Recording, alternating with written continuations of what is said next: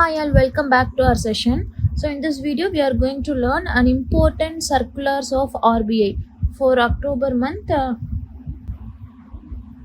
சரிங்களா, அக்டோபரோட இம்பார்ட்டண்ட்டான RBI circulars என்ன அப்படிங்கிறத இந்த ஒரு வீடியோவில் லேர்ன் பண்ணிக்கலாம்.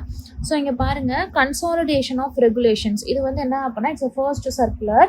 ஸோ இதில் என்ன அப்படின்னா ஆர்பிஐ என்ன பண்ணியிருக்கிறாங்கன்னா கிட்டத்தட்ட 9000 ஓல்டு சர்க்குலர்ஸை வந்து என்ன பண்ணியிருக்கிறாங்க, ரிப்பீல் பண்ணியிருக்கிறாங்க. சரிங்களா, ஸோ இதை வந்து 9000 ஓல்டு சர்க்குலர்ஸை வந்து க்ளீன் அப் பண்ணி என்ன பண்ணியிருக்கிறாங்கன்னா 238, ஓகேவா,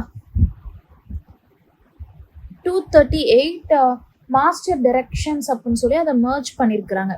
ஓகேவா, ஸோ இது வந்து எதெல்லாம் இன்க்ளூட் பண்ணுவோம் அப்படின்னா திஸ் இன்க்ளூட்ஸ் எல்லா kind of banks, NBFC, cooperative bank, payment system எல்லாருக்குமே என்ன ஆகும் அப்படின்னா இந்த ஒரு ரூல்ஸ் சர்க்குலர்ஸ் வந்து எனக்கு பொருத்தமாக இருக்கும். சரிங்களா, ஸோ இதோடைய மெயின் மோட்டோ என்ன அப்படின்னா இப்போது 9000 சர்க்குலர் இருக்கிற இடத்துல 238 தான் இருக்குது அப்படின்னா என்ன ஆகும், அது எனக்கு ஃபாலோ பண்ணுறதுக்கு ரொம்பவே ஈஸியாக இருக்கும், கிளியராக இருக்கும், சிம்பிளாக இருக்கும். சரிங்களா, in short we can say this particular step is like removing outdated circulars and combining all current ones. ஓகேவா, அவ்வளோதான். இதான் என்ன அப்படின்னா இந்த ஃபர்ஸ்ட் பாயிண்ட், இதை தான் இவ்வளோ இன்டெப்த்தாக கொடுத்துருக்குறாங்க.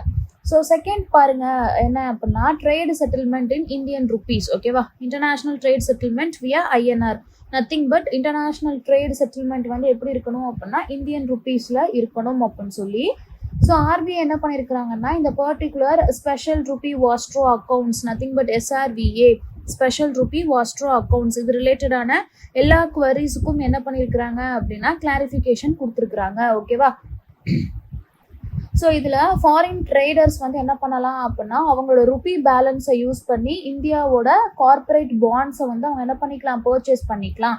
இப்போது ஃபாரின் ட்ரேடர்ஸ்க்கு வந்து இந்த ஒரு ஆப்பர்ச்சுனிட்டி கொடுக்கறது மூலமாக என்ன ஆகும், கண்டிப்பாக எனக்கு ருபி பேலன்ஸ் வந்து அவங்க இன்க்ரீஸ் பண்ணுவாங்க. This particular step will definitely promoting the Indian rupee in the global trade platform and also it definitely reduce the dependence on the dollars. ஓகேவா, அதுதான் என்ன அப்படின்னா இந்த பர்டிகுலர் நியூஸோட எக்ஸ்பிளனேஷன் ப்ரீஃப் திங். ஓகேவா, so அடுத்து பாருங்க ப்ராஜெக்ட் ஃபினான்ஸ் டைரக்ஷன்ஸ் 2025, இது என்ன அப்படின்னா 1 அக்டோபர்லேருந்து இது என்ன பண்ணாங்க, இந்த டைரக்ஷனை வந்து இம்ப்ளிமெண்ட் பண்ணாங்க.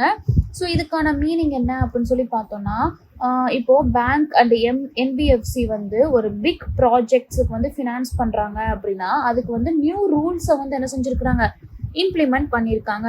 ஓகேவா, so new project, big project அப்படிங்கிறப்போ we can say roads, power plans, renewable energy, இந்த மாதிரியான ப்ராஜெக்ட்ஸ், பெரிய பெரிய ப்ராஜெக்ட்ஸுக்கு பேங்க்கோ என்பிஎஃப்சியோ ஃபினான்ஸ் பண்ணுறாங்க அப்படின்னா அவங்களுக்கு என்ன பண்ணியிருக்கிறாங்க, நியூ ரூல்ஸை கொடுத்துருக்குறாங்க. ஓல்டு ப்ராஜெக்ட் ஃபினான்ஸ் ரூல்ஸை வந்து ரிப்ளேஸ் பண்ணிட்டு. ஓகேவா, இதோடைய மெயின் ஃபோக்கஸ் என்ன அப்படின்னு சொல்லி பார்த்தோம்னா ஃபண்ட் மானிட்டரிங் அண்ட் ரிஸ்க் மேனேஜ்மெண்ட்டை வந்து பெட்டராக நம்ம என்ன செய்யணும், இம்ப்ளிமெண்ட் பண்ணணும் அப்படின்னு சொல்லி அதுக்கப்புறமா அந்த ஃபண்ட் டிஸ்போசல் அண்ட் ரீபேமெண்ட்டில் வந்து என்ன பண்ணிருக்கிறாங்க, கிளியர் கைட்லைன்ஸை வந்து கொடுத்துருக்குறாங்க. ஓகேவா, அதாவது பழசை ரிப்பீல் பண்ணிட்டு இப்போ புதுசாக என்ன செஞ்சுருக்கிறாங்க, கொண்டு வந்திருக்கிறாங்க. எதில் என்பிஎஃப்சி பேங்க் வந்து பிக் ப்ராஜெக்ட்ஸுக்கு ஃபினான்ஸ் பண்ணுறப்போ. சரிங்களா, அதுதான் இந்த தேர்ட் பாயிண்டோட மெயின் திங்க். அடுத்து பார்த்தோன்னா மானிட்டரி பாலிசி. ஓகேவா, அக்டோபர் 2025 என்ன இருக்கும் அப்படின்னா அக்டோபர் மந்த் என்ன செஞ்சுருப்பாங்க, மானிட்டரி பாலிசி கமிட்டி வந்து மீட்டிங் நடந்திருக்கும். அதில் வந்து என்னென்ன ஸ்டெப்ஸ் எல்லாம் அவங்க கொடுத்தாங்க அப்படின்னு சொல்லி பார்த்தோன்னா ரெப்போ ரேட்டை வந்து என்ன செஞ்சுட்டாங்க, இட் கெப்ட் அன்சேஞ்ச், அதாவது 5.5% தான் வச்சுருந்தாங்க.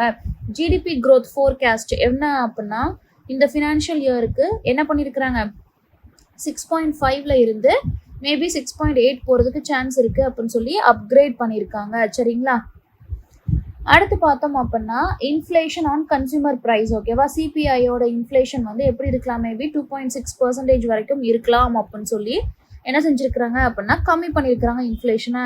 லாஸ்ட்டாக 3.1% சொல்லியிருந்தாங்க. இப்போ இருக்கிற நிலவரம் படி அது என்ன ஆகலாம், எனக்கு 2.6% மெயின்டைன் ஆகலாம் அப்படின்னு சொல்லி கொடுத்துருக்குறாங்க.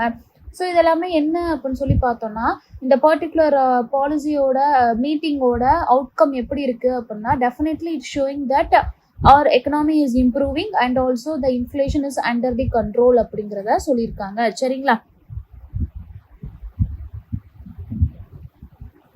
ஸோ அடுத்த இம்பார்ட்டண்ட்டான விஷயம் என்ன அப்படின்னு சொல்லி பார்த்தோம்னா கிராஸ்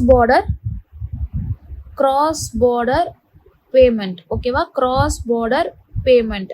ஸோ இந்த இதுக்கு கீழே என்ன நோட்டிஃபிகேஷன் கொடுத்துருப்பாங்கன்னா, ஆர்பிஐ வந்து என்ன செஞ்சுருக்கிறாங்க, இன்டர்நேஷ்னல் மணி டிரான்ஸ்ஃபரை வந்து ஃபாஸ்ட் பண்ணணும் அப்படிங்கிறதுக்காக நிறையா ஸ்டெப்ஸை வந்து இதுக்கு கீழே கொண்டு வந்திருப்பாங்க. அதாவது international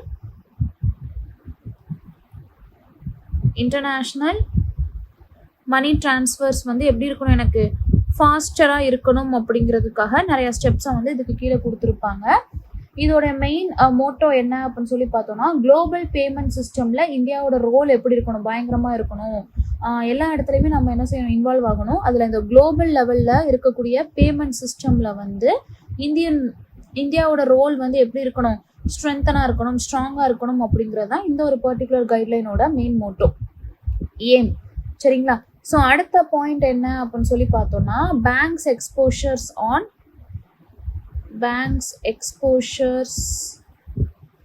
exposures to capital market. ஓகேவா.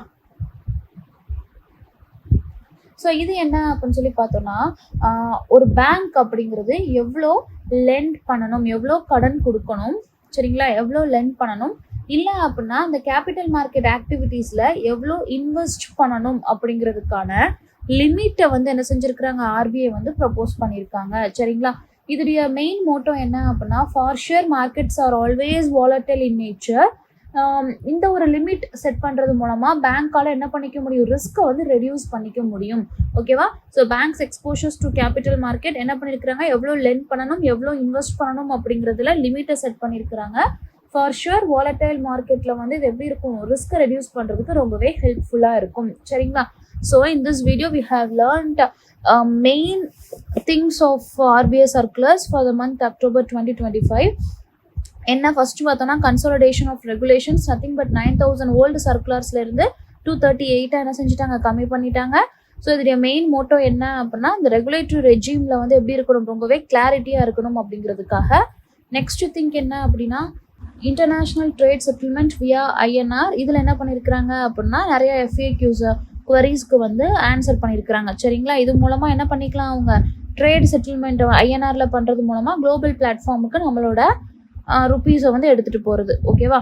அடுத்து project finance exposures new directions. இதில் பார்த்தோம் அப்படின்னா, ரிசர்வ் பேங்க் ஆஃப் இந்தியா என்ன பண்ணியிருக்கிறாங்க, October 1 இருந்து இந்த ஒரு பர்டிகுலர் ப்ராஜெக்டுக்கு ஃபினான்ஸ் பண்ணுறப்போ என்ன செய்யணும், புது விஷயங்களை வந்து கொடுக்கணும், புது ரூல்ஸை ஃபாலோ பண்ணணும் அப்படின்னு சொல்லி கொடுத்துருக்காங்க. அடுத்து பார்த்தோன்னா மானிட்டரி பாலிசி. இதில் வந்து என்னென்ன அவுட்கம்ஸ் எல்லாம் அவங்க கொடுத்துருந்தாங்க. இந்த பர்டிகுலர் அவுட்கம் என்ன சொல்லுது, எக்கனாமி ஸ்டேபிளாக தான் க்ரோ ஆகிக்கிட்டு இருக்கு, அது மட்டும் இல்லாமல் இன்ஃப்ளேஷன் கண்ட்ரோலில் தான் இருக்குது அப்படிங்கிறத எனக்கு காமிக்குது. Cross border payment and cross border payment is nothing but international money transfer எனக்கு ஃபாஸ்ட்டாக இருக்கணும். இது மூலமாக குளோபல் பேமெண்ட் சிஸ்டமில் இந்தியா என்ன பண்ணணும், ஸ்ட்ரென்த்தனாக இருக்கணும், அவங்க ரோல் வந்து எப்படி இருக்கணும், ஸ்ட்ரென்த்தனாக இருக்கணும் அப்படிங்கிறதுக்காக. அடுத்த பாயிண்ட் பார்த்தோன்னா, banks exposures to capital market. இதில் ஆர்பிஐ என்ன பண்ணாங்க, எவ்வளோ பேங்க்ஸ் லெண்ட் பண்ணணும், எவ்வளோ இன்வெஸ்ட் பண்ணணும் அப்படிங்கிறதுக்கு லிமிட் செட் பண்ணாங்க. So that in this volatile nature of market bank can reduce their strength. ஓகேவா. And maintain their liquidity. So hope this session is useful and thank you for watching. Suresh IAS Academy, வெற்றியின்